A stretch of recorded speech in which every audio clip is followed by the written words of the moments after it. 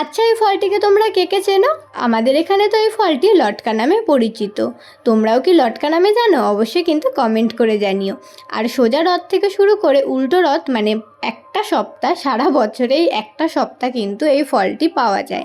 আর আমরা নিয়েছিলাম সোজা রথের দিন। এই ফলটা খেতে তো আমার খুব ভালো লাগে, কিন্তু ছাড়াতে একটুও ভালো লাগে না। সেই কারণে অজয়কে দিয়ে দিলাম এটা ছাড়িয়ে দিতে।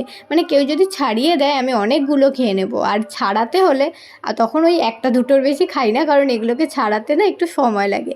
কিন্তু খেতে এতটাই ভালো যে তুমি যদি একবার খাও আবার খেতে চাইবে। এই ফলটা খেতে একটু টক, যেই কারণে যারা টক পছন্দ করো না তাদের কিন্তু ভালো লাগবে না, কিন্তু যারা টক খেতে পছন্দ করো তাদের কিন্তু খুব ভালো লাগবে।